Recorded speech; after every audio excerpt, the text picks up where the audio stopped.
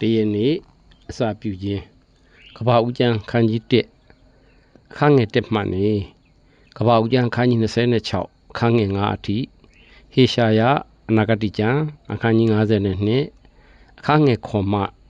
စပြီးဟေရှာယအနာဂတိကျမ်းအခန်းကြီး53အခန်းငယ်7အထိလောကကြီးမှာစန့်ကျင်ဘက်အရာတွေအမြဲတမ်းအတူတူရှိပါတယ်ဥပမာအဖြူရှိရင်အမဲရှိတယ်မင်္ဂလာရှိရင်အမင်္ဂလာရှိတယ်ဒါဆိုရင်သင်္ခါရဆိုတာရှိရင်ထာဝရဆိုတာလည်းရှိမှာပေါ့အမြဲထာဝရရှိနေတဲ့အရာကတော့လောကလုံးကိုဖန်ဆင်းခဲ့တဲ့ဖန်ဆင်းရှင်ဘုရားသခင်ဖြစ်ပါတယ်ဘုရားသခင်ကမိုးကောင်းကင်ရဲ့ကဘာကြီးရဲ့ကဘာကြီးထဲမှာရှိတဲ့အရာအလုံးရဲ့ဖန်ဆင်းခဲ့တဲ့ဖန်ဆင်းရှင်ဘုရားသခင်ဖြစ်တယ်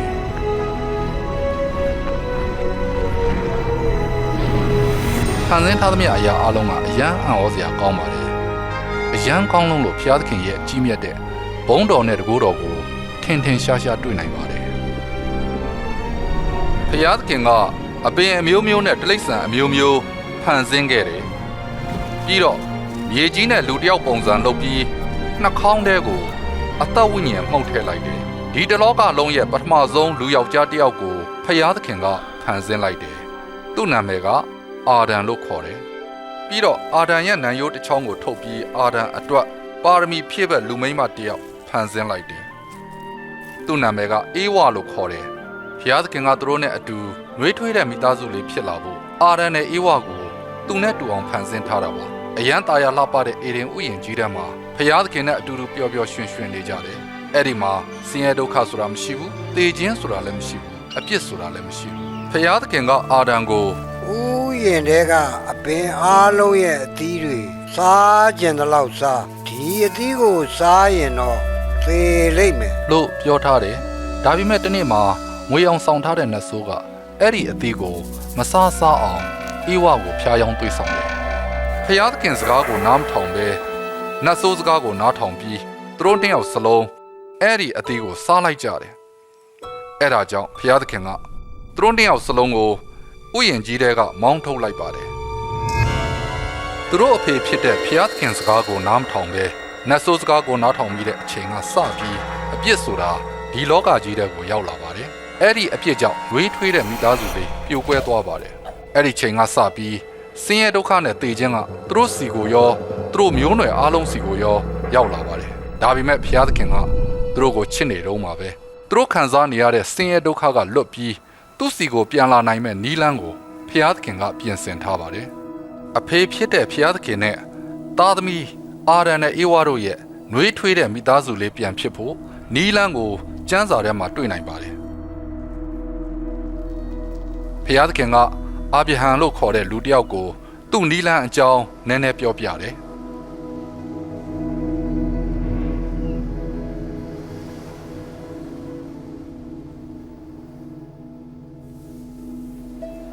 အာဗြဟံကဘုရားသခင်ကိုယုံတယ်ယိုသေးတယ်ဘုရားသခင်ကအာဗြဟံကိုကောင်းကြီးပေးပြီးအာဗြဟံကြောင့်လူမျိုးတိုင်းကိုကောင်းကြီးပေးမယ်လို့ဂရုပေးခဲ့တယ်အာဗြဟံတို့လင်မယားနှစ်ယောက်ထဲကနေပင်လယ်ထဲကသဲပွင့်တွေတက်မကတဲ့မိုးပေါ်ကကျယ်တွေတက်မကပိုများတဲ့လူမျိုးကြီးဖြစ်အောင်လုပ်ပေးမယ်လို့လဲဘုရားသခင်ကဂရုပေးထားသေးတယ်အာဗြဟံကဘုရားသခင်စကားကိုယုံတယ်သူ့ရဲ့ယုံကြည်မှုတစ်ခုကြောင့်ပဲဘုရားသခင်ကသူ့ကိုမိတ်ဆွေရင်းတစ်ယောက်လို့သတ်မှတ်တယ်အာဗြဟံကသူ့ကိုတကယ်ယုံလားသူ့စကားကိုတကယ်နားထောင်လားဆိုတာဘုရားသခင်ကသိချင်လို့စမ်းသပ်တယ်တနေ့ဘုရားသခင်ကအာဗြဟံရဲ့တယောက်တည်းရှိတဲ့သားကိုရစ်ပူဇော်ပေးဖို့တောင်းတယ်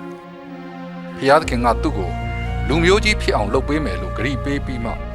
တယောက်တည်းပဲရှိတဲ့သားကိုတောင်းတော့အာဗြဟံနားမလည်နိုင်ဘူးဖြစ်နေတော့ပေါ့ဒါပေမဲ့ဘုရားသခင်ကိုယုံလို့ဘုရားသခင်တောင်းတဲ့အတိုင်းပေးဖို့ပြင်ဆင်လိုက်တယ်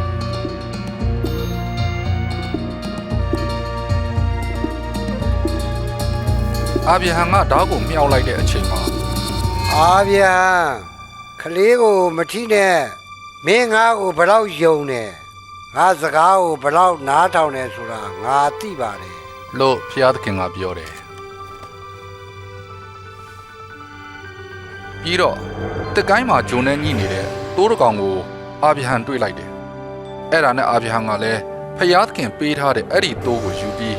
သူ့သားအစားပူဇော်လိုက်တာပေါ့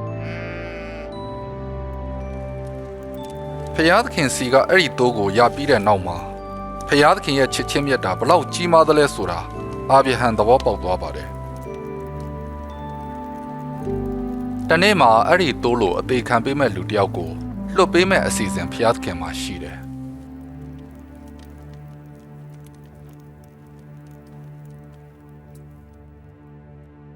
အာရန်တို့ကစပြီးလူသားအလုံးအပြစ်တွေလုပ်နေမိခဲ့ကြတယ်အဲ့ဒါကြောင့်အားလုံးကိုကယ်တင်မဲ့ကယ်တင်ရှင်ကိုဖျားသခင်ကလွှတ်ပေးလိမ့်မယ်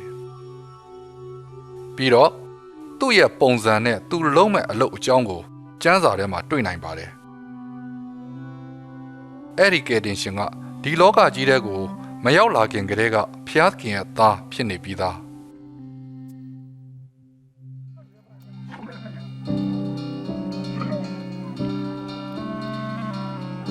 ပြီးတော့လူသားအလုံးကိုသူတို့လုံးနေမိခဲ့ကြတဲ့အပြစ်ငရဲတွေကကယ်တင်ပေးပြီးစောင့်ရှောက်ဖို့အပြစ်ကင်းတဲ့အဲ့ဒီကယ်တင်ရှင်ကအပြစ်ရှိတဲ့လူသားအလုံးရဲ့ကိုယ်စားအသေးခံပေးလိမ့်မယ်ဟေရှာယလို့ခေါ်တဲ့ဖျားသခင်ရဲ့လူတစ်ယောက်ကဒီလိုပြောခဲ့တယ်အပြိုစစ်စစ်တစ်ယောက်ကအဲ့ဒီကယ်တင်ရှင်ကိုကိုဝင်ဆောင်ရမယ်သူ့ကိုငါတို့နဲ့အတူရှိတဲ့ဖျားသခင်ဆိုတဲ့အဓိပ္ပာယ်နဲ့အေမာနွေလလို့နာမည်ပေးရမယ်။သူကဖျားသခင်ရဲ့သားဖြစ်ပေမဲ့လူသားတစ်ယောက်လိုဒီလောကကြီးထဲကိုရောက်လာလိမ့်မယ်။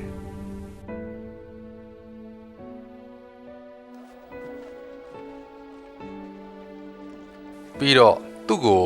ဗတ်လင်မြို့မှာမွေးလိမ့်မယ်။သူကမြီးလေးတစ်ကောင်ကိုစီပီအစရေးခံဖို့ဂျေရုရှလင်မြို့ကိုသွားလိမ့်မယ်။သူယုံကြည်ရတဲ့မိတ်ဆွေတစ်ယောက်ကသစ္စာဖောက်ပြီးသူ့ကိုငွေရင်းကား30နဲ့ရောင်းစားလိမ့်မယ်။သူကလည်းအသေးခံပေးလိမ့်မယ်။ဒါပေမဲ့3ရက်မြောက်တဲ့နေ့မှာ